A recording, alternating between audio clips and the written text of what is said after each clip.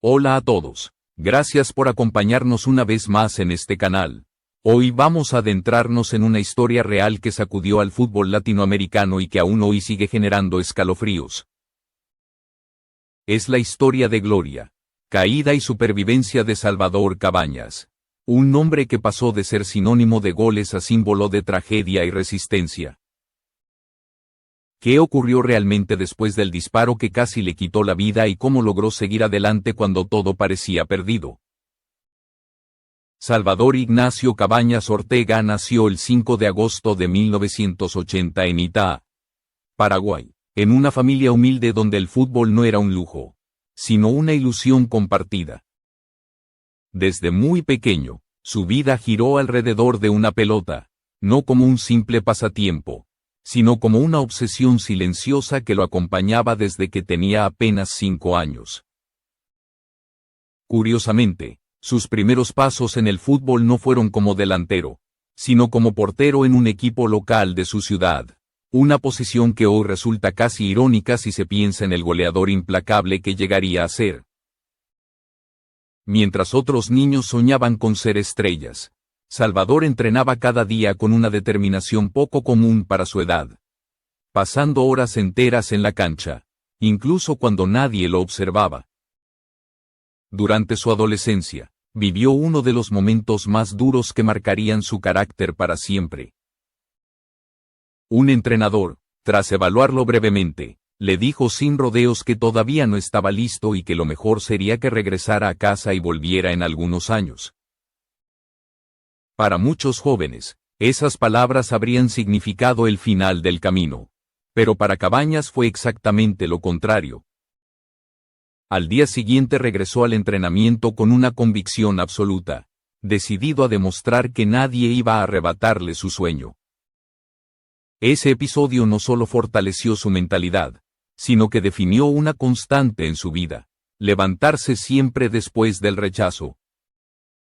El esfuerzo comenzó a dar frutos el 12 de octubre de 1998, fecha que marcaría el inicio oficial de su carrera profesional. Ese día debutó con el Club 12 de Octubre en la Primera División paraguaya, convirtiéndose en uno de los jugadores más jóvenes en lograrlo. Aunque en sus primeros partidos no brilló como goleador, su entrega en el campo y su disciplina llamaron la atención de entrenadores y compañeros. Con apenas 13 años ya competía en un entorno dominado por adultos, aprendiendo a golpes lo que significaba el fútbol profesional. Su carrera continuó con un paso por Guaraní en 1999, antes de regresar nuevamente al Club 12 de Octubre en 2001. Fue en esos años cuando comenzó a transformarse, dejando atrás roles defensivos y adaptándose poco a poco a posiciones más ofensivas. El verdadero punto de inflexión llegó cuando se trasladó a Chile para jugar con Audax Italiano. Un movimiento arriesgado para un joven paraguayo sin garantías económicas. Lejos de intimidarse, aceptó condiciones modestas y asumió el desafío con la camiseta número 10, cargando sobre sus hombros la responsabilidad creativa del equipo. En el torneo Apertura de 2003, Salvador Cabañas explotó definitivamente, anotó 18 goles y se convirtió en el máximo goleador de la Primera División chilena. Un logro que cambió su destino para siempre. Su nombre comenzó a circular fuera de Paraguay, despertando el interés de clubes más grandes y ligas más competitivas. Ese rendimiento no fue producto del azar, sino la consecuencia directa de años de frustraciones, rechazos y trabajo silencioso. Gracias por estar viendo este video y si te gusta este tipo de historias reales que pocos se atreven a contar, suscríbete al canal para apoyarnos y seguir creciendo juntos. A finales de 2004, el fútbol mexicano se cruzó en su camino y con él llegaron nuevos retos. En sus primeras apariciones en México logró marcar 5 goles, suficientes para demostrar que su olfato goleador no era casualidad. Con la llegada del entrenador Didi Pereira, su rendimiento dio un salto notable, encontrando un sistema que potenciaba sus virtudes dentro del área. Temporada tras temporada, Cabañas se consolidó como uno de los delanteros extranjeros más temidos del campeonato, destacando no solo por sus goles, sino por su carácter y liderazgo. Lo que pocos sabían en ese momento era que mientras su carrera se elevaba hacia la cima, el destino ya preparaba una de las caídas más brutales en la historia del fútbol latinoamericano. Una noche en Ciudad de México cambiaría su vida para siempre, transformando al goleador en sobreviviente y al ídolo en símbolo de lucha. Pero esa parte de la historia, la más oscura y decisiva, comienza a revelarse en el siguiente capítulo. En el fútbol mexicano, Salvador Cabañas dejó de ser una promesa extranjera para convertirse en una amenaza constante para cualquier defensa. Su estilo era directo, potente y sin adornos innecesarios, un delantero que no necesitaba demasiadas oportunidades para marcar la diferencia. Con el paso de los torneos, su nombre comenzó a aparecer con regularidad entre los máximos goleadores, y los estadios empezaron a corearlo como uno de los referentes del campeonato. Cada gol parecía reforzar la idea de que Cabañas estaba destinado a algo más grande que un papel secundario en la liga. El año 2006 marcó un antes y un después definitivo con su llegada al Club América. Vestir la camiseta de uno de los clubes más grandes y exigentes de México no era un privilegio sencillo, y muchos dudaban de si el paraguayo podría soportar esa presión. El vestidor estaba lleno de figuras consagradas, nombres con peso histórico y personalidades fuertes que dominaban el entorno. Para Cabañas, adaptarse no fue inmediato, y durante sus primeros meses vivió críticas, comparaciones constantes y la impaciencia de una afición acostumbrada a ganar. Sin embargo, cuando Cuauhtémoc Blanco dejó el equipo, el panorama cambió de forma radical. Salvador asumió un rol que pocos imaginaban, convirtiéndose en el líder silencioso del ataque y en el referente ofensivo indiscutido. Su entendimiento con el portero Guillermo Ochoa se volvió clave dentro del vestidor, ambos representando una nueva generación que cargaba con el futuro del club. Con el paso de los partidos, la confianza del público creció, y cada gol reforzaba su autoridad en el campo. Entre 2007 y 2008, Cabañas alcanzó el punto más alto de su carrera profesional. Se convirtió en el máximo goleador de la Copa Libertadores en 2 ediciones consecutivas. Una hazaña que lo colocó en el radar del fútbol internacional. En el Club América logró el mejor promedio goleador de toda su trayectoria, con 0.61 goles por partido, una cifra que reflejaba su madurez futbolística. Ya no era solo un delantero oportunista, sino un jugador completo, capaz de definir dentro del área, rematar desde media distancia y aparecer en los momentos decisivos. El 18 de enero de 2009 quedó grabado como una fecha histórica en su carrera. Ante el partido inaugural del torneo Clausura frente a Santos Laguna, Salvador Cabañas anotó 2 goles y alcanzó la cifra de 100 goles en el fútbol mexicano. Ese logro no solo consolidó su legado, sino que lo convirtió en uno de los extranjeros más importantes que habían pasado por la liga. El Club América había encontrado en él a la figura que necesitaba para sostener su ambición deportiva. A lo largo de su etapa en el América, disputó 160 partidos oficiales, marcó 98 goles y aportó 16 asistencias, números que hablaban por sí solos. También fue protagonista en la victoria del torneo Interliga 2008, donde el equipo se impuso a Cruz Azul en una dramática tanda de penales. En ese torneo, Cabañas terminó como máximo goleador del club, compartiendo ese honor con Alejandro Argüello. Más allá de los títulos, lo que lo distinguía era su regularidad, rara en un entorno donde las exigencias no perdonan. Fuera del campo, Salvador era respetado por sus compañeros. Mantenía una relación cercana con jugadores como Federico Insúa y Cuauhtémoc Blanco, a quienes siempre reconoció como referentes por su talento y disciplina. En entrevistas posteriores, recordaría esos años con admiración, destacando el compañerismo y la intensidad de los entrenamientos. Para muchos dentro del club, Cabañas representaba el ejemplo perfecto de trabajo constante y mentalidad competitiva. En ese momento, su futuro parecía claramente trazado. Se hablaba de su posible participación en la Copa del Mundo, de un salto al fútbol europeo y de contratos millonarios que cambiarían su vida. Tenía estabilidad profesional, reconocimiento internacional y un estatus que pocos futbolistas sudamericanos logran alcanzar. Nada hacía presagiar que, en cuestión de horas, todo ese mundo construido con esfuerzo se derrumbaría de la forma más violenta imaginable. La noche que estaba a punto de comenzar sería el punto de quiebre absoluto. Una decisión aparentemente trivial, una salida sin importancia, acabaría transformándose en el episodio más oscuro de su historia. El delantero que dominaba las canchas estaba a punto de enfrentarse a la muerte cara a cara. Y ese momento, el que nadie esperaba, comienza a revelarse en el siguiente capítulo.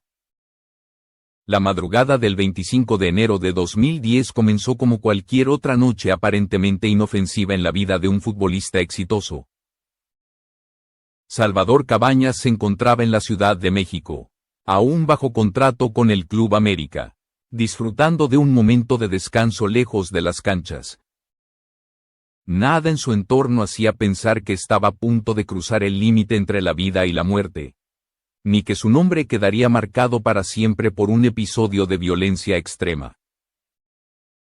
En cuestión de minutos, su historia dejaría de hablar de goles y títulos para convertirse en un relato de supervivencia. Esa noche, Cabañas se encontraba en un bar acompañado por su entonces esposa y un familiar cercano. En un momento dado, decidió dirigirse solo al baño, una acción cotidiana que jamás habría considerado peligrosa. El tiempo comenzó a pasar y su ausencia se prolongó más de lo normal, generando inquietud entre quienes lo acompañaban. Cuando intentaron ir a buscarlo, el personal del lugar les impidió el paso, creando una atmósfera de confusión y tensión que nadie supo explicar en ese instante. La situación se volvió cada vez más extraña. Las respuestas no llegaban y la ansiedad crecía finalmente. Tras insistir y forzar el acceso, lo que encontraron fue una escena que heló la sangre de todos los presentes. Salvador Cabañas yacía gravemente herido, víctima de un disparo en la cabeza que lo había dejado al borde de la muerte. El atacante fue identificado posteriormente como José Jorge Valderas Garza, conocido como el JJ. El disparo había sido certero y brutal, provocando un daño severo que hacía pensar en un desenlace fatal. En cuestión de minutos, los servicios de emergencia llegaron al lugar y Cabañas fue colocado en una camilla, inconsciente, mientras la desesperación se apoderaba de quienes lo rodeaban. La escena se desarrollaba con una rapidez aterradora, como si la vida del futbolista se desvaneciera ante los ojos de todos. Durante el traslado al hospital, los médicos fueron directos y fríos en su evaluación. Las probabilidades de supervivencia eran mínimas y el panorama era desolador. A quienes lo acompañaban se les advirtió que lo mejor que podían hacer era prepararse para el peor escenario. Cabañas llegó al hospital apenas aferrándose a la vida, con su cuerpo comenzando a ceder ante la gravedad de la herida. Mientras los médicos luchaban contra el tiempo, Salvador vivía algo que más tarde describiría como una experiencia fuera de este mundo. No sintió dolor, no escuchó voces, solo una extraña calma que contrastaba con el caos que se desarrollaba a su alrededor. Según su propio testimonio, se vio caminando por un lugar lleno de vegetación, avanzando sin miedo, como si siguiera un camino ya marcado. Ese instante, suspendido entre la vida y la muerte, marcaría profundamente su forma de entender lo que vendría después. El disparo no solo puso fin abrupto a su carrera en el punto más alto, sino que transformó su destino de manera irreversible. En cuestión de horas, el goleador más temido del fútbol mexicano pasó a ser un paciente crítico, conectado a máquinas y con un pronóstico reservado. El país entero siguió la noticia con incredulidad, mientras el mundo del fútbol quedaba paralizado ante la magnitud de la tragedia. El ídolo había caído, y nadie sabía si volvería a abrir los ojos. Pero lo que ocurrió después desafiaría toda lógica médica. Contra todo pronóstico, Salvador Cabañas no solo sobrevivió, sino que comenzó una batalla que pocos seres humanos habrían sido capaces de enfrentar. La línea entre el milagro y la ciencia se volvió difusa, y su recuperación se transformó en una historia que aún hoy sigue generando asombro. Esa lucha silenciosa, vivida dentro de una sala de hospital, es la que empieza a tomar forma en el siguiente capítulo. Tras el disparo, Salvador Cabañas fue sometido de inmediato a una cirugía de altísimo riesgo. Los médicos actuaron con cautela extrema, conscientes de que cualquier error podía costarle la vida en cuestión de segundos. Aunque lograron estabilizarlo, el diagnóstico seguía siendo crítico y el futbolista fue inducido a un coma profundo. Las primeras horas fueron decisivas, y en los pasillos del hospital la palabra milagro comenzó a escucharse con más frecuencia que la palabra recuperación. Durante esos días, el cuerpo de Salvador parecía debatirse entre rendirse o aferrarse a la vida. Sus padres, devastados pero firmes, se refugiaron en la fe, convencidos de que su hijo aún tenía un propósito que cumplir. A pesar de los pronósticos sombríos, Cabañas sorprendió al personal médico al reaccionar lentamente a los estímulos. Con gestos mínimos, una mirada, un movimiento casi imperceptible, comenzó a enviar señales de que seguía luchando. Fue en ese estado, entre la conciencia y el sueño, cuando Salvador viviría una de las experiencias más impactantes de su vida. Más tarde relataría que caminaba por un pasillo rodeado de plantas, un lugar sereno y silencioso que no se parecía a nada que hubiera visto antes. En ese recorrido, se encontró con su abuela, una figura clave en su infancia, quien le preguntó con ternura qué hacía allí. Ese encuentro, cargado de emoción, reforzó en él la sensación de que todavía no era su momento de partir. Según su propio testimonio, al continuar avanzando sintió una presencia que identificó como divina. Describió el instante en el que una mano tocó suavemente su frente, justo donde había recibido el impacto de la bala. Luego, esa misma presencia apoyó la mano sobre su hombro izquierdo, transmitiéndole una calma absoluta. En ese momento, Salvador aseguró haber entendido que debía regresar, que su historia aún no había terminado. Mientras tanto, en el mundo real, los médicos observaban una evolución que desafiaba toda lógica clínica. El coágulo había sido controlado y los signos vitales comenzaban a estabilizarse. A todo pronóstico, Cabañas despertó del coma y logró pronunciar algunas palabras, suficientes para tranquilizar a su familia. En guaraní, su lengua materna, les aseguró que no iba a morir y que todo estaría bien. Ese gesto, acompañado de una sonrisa débil y un pulgar levantado, se convirtió en una imagen que recorrió medios de comunicación de todo el continente. Para muchos, no se trataba solo de una recuperación médica, sino de un verdadero milagro.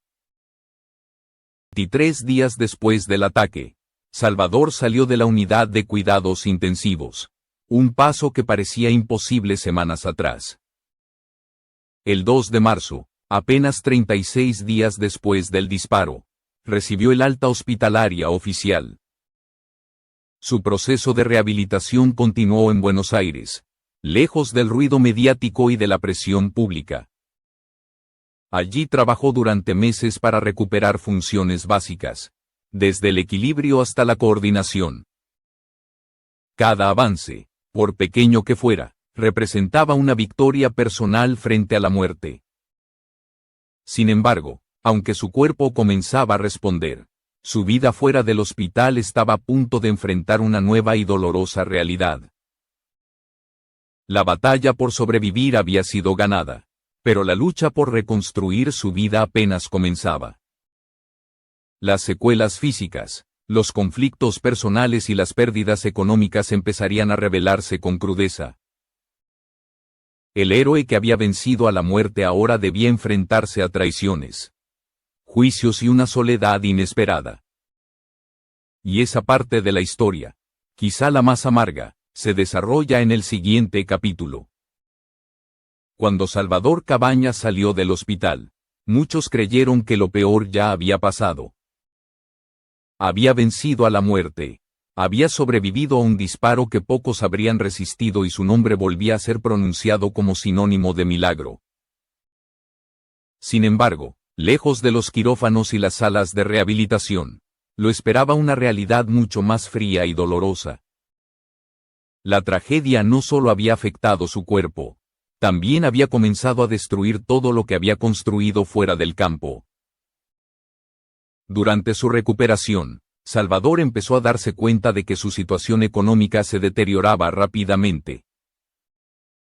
Contratos, cuentas bancarias, propiedades y acuerdos legales comenzaron a desvanecerse sin que él pudiera intervenir directamente.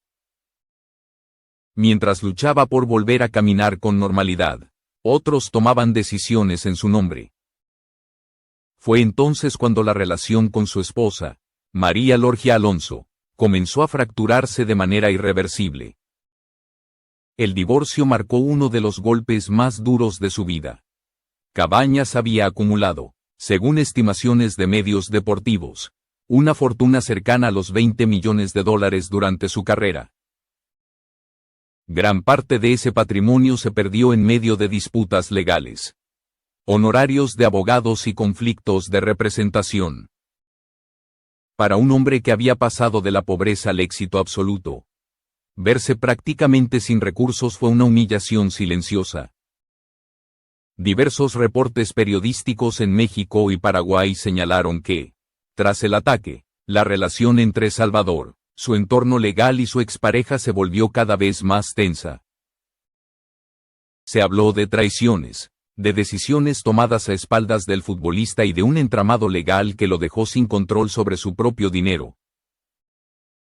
El caso generó un intenso debate público, no solo por la magnitud económica, sino por el estado de vulnerabilidad en el que se encontraba Cabañas.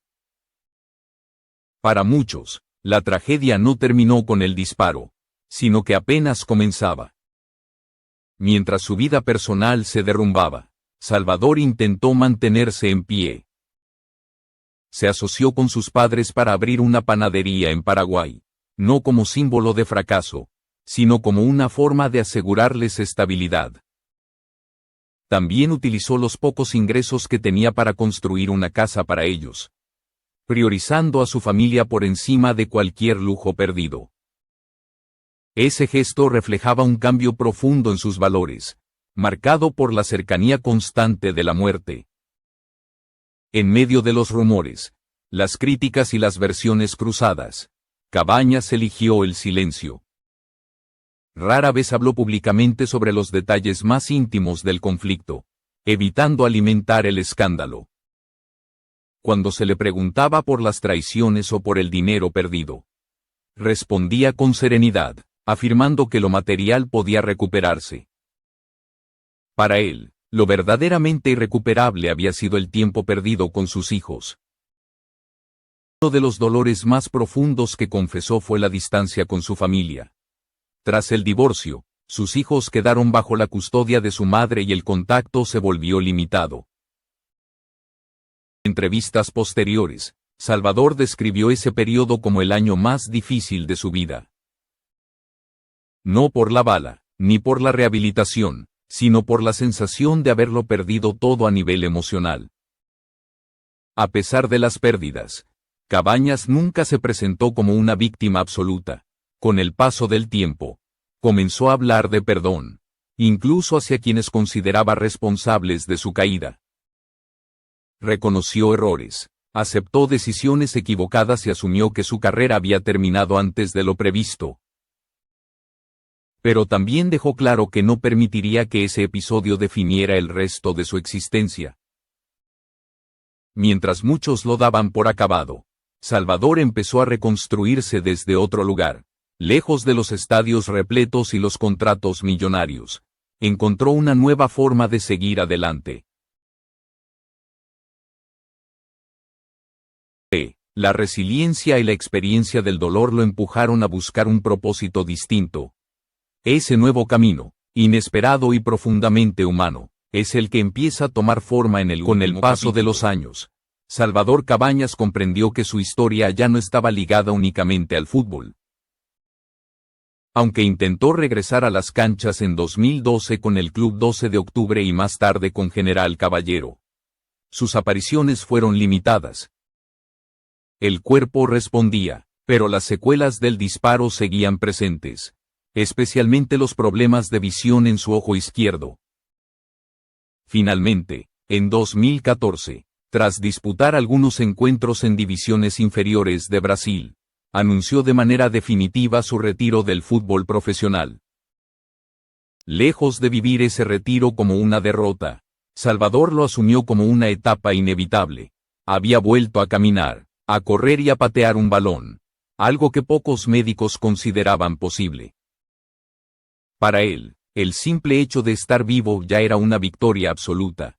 Con esa nueva perspectiva, comenzó a enfocarse en proyectos que le permitieran seguir vinculado al deporte desde otro lugar. En 2018 regresó a México con un propósito claro. Fundó escuelas de fútbol y colaboró con comunidades rurales, especialmente con caficultores en el estado de Chiapas. No buscaba reconocimiento ni ganancias económicas, sino retribuir el apoyo que había recibido durante los momentos más oscuros de su vida. Para Salvador, ayudar no significaba regalar dinero, sino estar presente, escuchar y acompañar. Con el tiempo, también encontró una nueva fuente de ingresos en las charlas motivacionales. Su testimonio, marcado por la caída y la reconstrucción, comenzó a inspirar a jóvenes futbolistas y a personas fuera del ámbito deportivo. Hablaba de disciplina, de errores, de límites y, sobre todo, de la importancia de no rendirse cuando todo parece perdido. Cada charla era una forma de transformar el dolor en aprendizaje.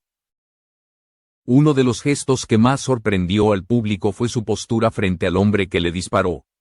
Salvador Cabañas declaró abiertamente que no guardaba rencor hacia José Jorge Valderas Garza. Afirmó que, si alguna vez lo tuviera frente a frente, le diría que lo perdona. Muchos, esa capacidad de perdón fue la prueba definitiva de que su recuperación no solo había sido física, sino también emocional. En 2023, ya con 44 años, Cabañas volvió a pisar las instalaciones del Club América. Fue recibido con respeto y emoción por el cuerpo técnico y los jugadores, quienes reconocieron su legado. Las imágenes de ese reencuentro recorrieron las redes sociales, mostrando a un hombre sereno, agradecido y en paz con su pasado. El ídolo regresaba, no como goleador, sino como símbolo de resistencia. A pesar de los rumores que durante años circularon sobre su situación económica, Salvador fue claro. Explicó que la panadería en Paraguay no era señal de pobreza, sino un negocio familiar que había creado para sus padres. También reveló que contaba con un complejo deportivo y terrenos alquilados que le generaban ingresos. Lejos de la opulencia de antes, llevaba una vida estable y tranquila, alejada del espectáculo. Salvador Cabañas habla de su historia sin rencor ni dramatismo. Reconoce que cometió errores y admite que aquella noche nunca debió estar en ese lugar. Sin embargo, no se arrepiente de su carrera ni de haberlo dado todo en cada club donde jugó. Para él, el mayor aprendizaje fue entender que el éxito puede desaparecer en segundos. Pero la vida merece ser defendida hasta el final. La historia de Salvador Cabañas no es solo la de un futbolista que lo perdió todo. Es la de un hombre que sobrevivió a la muerte, enfrentó la traición, tocó fondo y decidió levantarse. Hoy no vive de recuerdos ni de lamentos, sino de la certeza de haber recibido una segunda oportunidad. Y mientras siga respirando, seguirá demostrando que incluso después del momento más oscuro, siempre es posible volver a empezar.